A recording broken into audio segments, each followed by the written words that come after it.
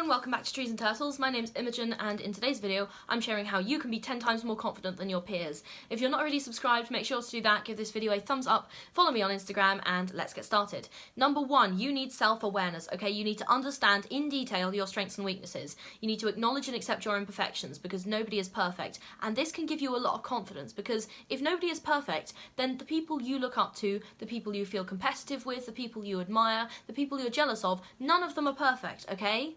It's not just doesn't just apply to you. None of them are perfect. They all have flaws, they all have problems, they all have things that they are bad at, okay? Other people make mistakes as much as you do, okay? So be self-aware, be aware that nobody is perfect, and apply that to everyone, okay? And it will improve your confidence. Number two, remember that there is someone out there with half your talent who is making money doing the thing you are afraid to start. Okay? Or if the thing you're afraid to start doesn't involve making money, they are being successful at it. However you define success at that thing, they are being successful at it. So, yeah, they are being mediocre and they are doing well and you're not even starting, so what are you doing? Get going. Number three, you need to practice, okay? You have to volunteer for stuff that scares you. In group projects, I always volunteer to present, and I've often found that the other group members accept. I've talked about this in other videos, but it is, like, a known phenomenon to me.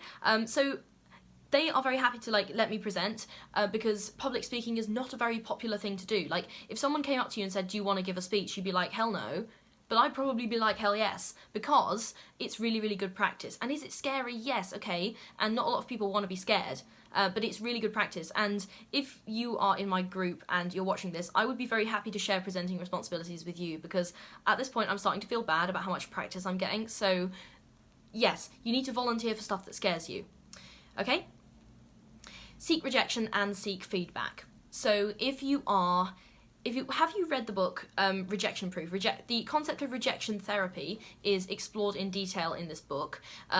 Basically, it was about a guy who just tried asking for things and he was aiming to get rejected in order to improve his confidence. So trying to seek rejection and seek feedback is going to provide you with a lot of confidence because you're practicing getting out of your comfort zones. This really relates back to my last point about practicing things you find scary, practicing things you find difficult, getting out of your comfort zone, okay? Continuous learning, you are going to need to invest time in acquiring new skills and knowledge. So the more you know, the more confident you're going to feel in various situations. So for example, take two students, okay? One of them has spent months revising for the exam. The other one started revising the night before. Okay, guess who knows more and guess who's more confident in their abilities in the exam, okay? So, yeah. You're going to need to invest time in acquiring new skills and knowledge. And once you feel that you've practiced a lot of skills, it's gonna come more naturally to you, and you are going to naturally feel more confident because you have a memory of doing it before, and that is going to reduce your stress a lot. Also, body language. Body language is a big hack, so maintain good posture and eye contact. Smile and use open body language. So an example of open body language would be having your hands by your sides rather than folding them over your chest. Okay, when you're folding your arms over your chest, that's signaling to other people that you're in a closed frame of mind. You might be a bit defensive, okay, but when you have your arms open and maybe your shoulders back, then you are like seeking to listen, you're seeking to understand, you're giving more friendly vibes, if that makes sense. So be approachable and use your body language to signal your approachability. Also, dress the part, okay? Wear clothes that make you feel comfortable and confident. Dressing well can really positively impact your self-perception. If you look good and you look professional, or you look appropriate for the context, or you are just happy and comfortable and you feel good in the clothes you're wearing, you are going to feel more confident, okay? And it's not necessarily about, like, oh, you shouldn't be wearing X, Y, Z.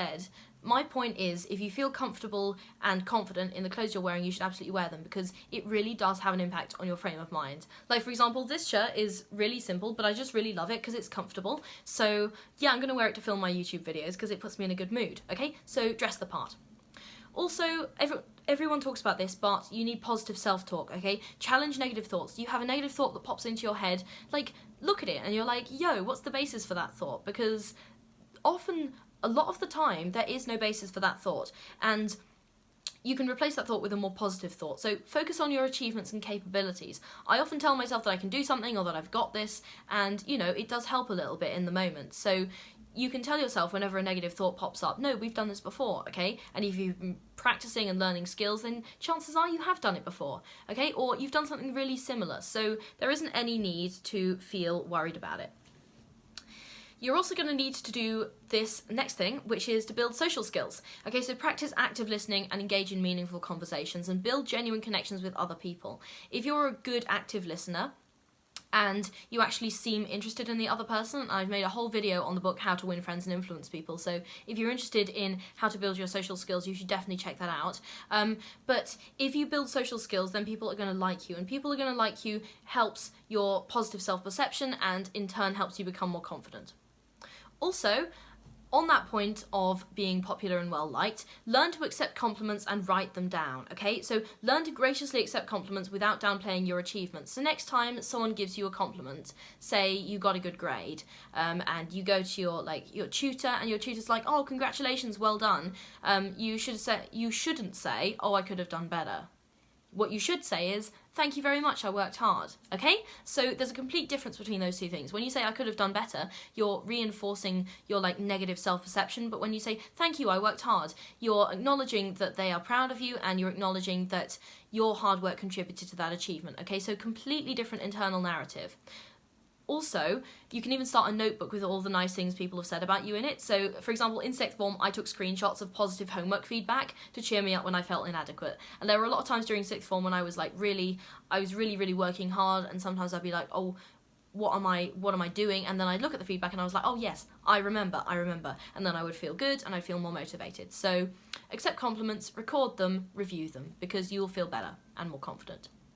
I have 2 more points for you, so stay tuned. The first one is to help others, okay? Offer support and assistance to your peers. Being helpful and supportive can really, really boost your self-esteem. I guarantee that you have some kind of knowledge that someone else needs and you are useful in that way, okay? I've had people come to me for help at school and at uni, and knowing that someone else sees you as an authority and actually wants your advice really, really boosts your self-esteem and confidence. So if there's something that you're good at, then try and mentor someone else in it, because not only are you going to help that person, you're actually really going to help your own confidence. And finally, I really want you to celebrate your uniqueness, okay? Embrace your individuality and appreciate what makes you different.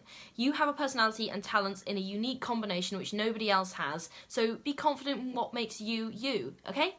Nobody else is you, and that is your strength, okay? That is the thing that you should absolutely, above all else, be confident in. Okay, this is how to be 10 times more confident than your peers. If you're not already subscribed, make sure to do that. Give this video a thumbs up, follow me on Instagram, and I'll see you guys next time. Go be confident. Bye!